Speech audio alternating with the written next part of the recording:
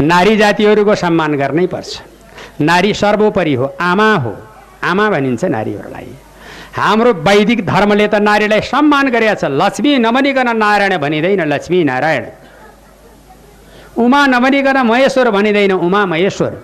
राधा नभनिकन कृष्ण भनिँदैन, राधा कृष्ण। सीता नभने राम भनिँदैन, सीता राम। हेर्नुहोस् त कत्रो सम्मान छ। त्यसै हामीलाई अपमान गरे भने कसले अपमान गरेको छ? प्रधान न्यायाधीश बन्ने अधिकार छँदैछ, प्रधानमन्त्री बन्ने अधिकार छँदैछ। ढङ्ग भयो, ढङ्ग न रङ्ग त के पाइन्थ्यो त नि?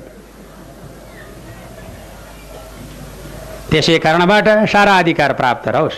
नारीलाई सम्मान गर्नै पर्छ, नगर्ने भनेको होइन। नारी भनेका सारा सम्पूर्णको सहनशील हुन्छन्। हेर्नुहोस् त यी छोरी मान्छेका हात कति कमला छन्। भाँडा मान्ने हात, दाउरा खोज्ने हात, भाँडा मान्ने हात, दैलो कसरी गर्ने हात, आवा फुक्ने हात, सारा सम्पूर्ण सरसरीका दिशा पिसाब सोर्ने हात, यी सबै बिचरा यही हातले गरेका छ। तैपनि कमलो कति नरम हात छन्। ती छोरा मान्छे हात केही जात गरेका थिएन, उपद्रे गरे भए तास पिटिहाल्न त्यति। तिनका हात गाङरङ गरेका छन् त्यहाँ। तास पिटिहाल्न उपद्रो भयो। त्यसै कारणले भगवानले यो खटाइदिनु भएको छ, तिमी नरम काम गर, तिमी कडा काम गर भनेर। पुरुषहरूले कडा काम गर्ने, नारीले नरम काम गर्ने, यही हो नियम। नारी र पुरुषको सम्मान बराबर छ त। अब पुरुषलाई देवता मान्नु भनेको छ है नारीले। अब अहिले हालको देवता अब 7 बजेपछि आउँछ नि उताबाट देवता। एउटा गोडामा जुत्ता, एउटा गोडामा मजा लाएर देवता वारी र पारी टेक्दै भात पाक्यो भन्दै हल्लिँदै, यता ढोकातिर पखला भन्दा झ्यालतिर ड्वाङका ड्वाङ। त्यस्तो पो छ देउता त। एउटा गोडा जुत्ता र एउटा गोडा मजा लाएर हल्लाउँदै।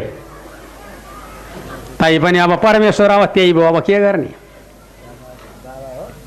त्यही पनि आएर नगराइकन बस्दैन त हुन्थ्यो। उहाँ गाली गरेर बस्न खुवाउन गर्दैन। त्यस कारणले गर्दाखेरि तैपनि सही रहेका छन् नारीहरू, सहनशील हुनुहुन्छ। बालक पैदा गर्नु 10 महिनासम्म पेटमा धारण गर्नु कम गाह्रो। त्यो बालक जन्मिसकेपछि त्यसलाई हुर्काउनु, त्यसलाई जब मेलापातमा गए कि आमा दिनभरि थाकी मरि आयो कि त्यो छोरो पेट दुखेर रुन्छ, चुइँ चुइँ हुन्छ, रुन्छ। त्यो आमालाई निन्द्रा दिँदैन बालकले। त्यो बाउ चाहिँ खाटा लम्पसार परिरहेछ, उठेर हल्लाइदिन पर्दैन। भोलिपल्ट बिहान उठेर के भन्छ भनेदेखि यसको आमा छोराले आज रातभरि सुत्न दिएन नि मलाई। उही आज हेर, भोलिबाट यहाँ नसुत भन्छ। उही आज फेरि राम्रो छोरोले सम्पत्ति कमायो भने मेरो छोरो भन्दै पड्काउँदै हिँड्छ। उही आमा नाम नथर। यस्तो अवस्था छ। त्यसैले गर्दाखेरिमा नारीहरूलाई बहुत दुःख छ। तर दुःख भए तापनि सुख पनि एक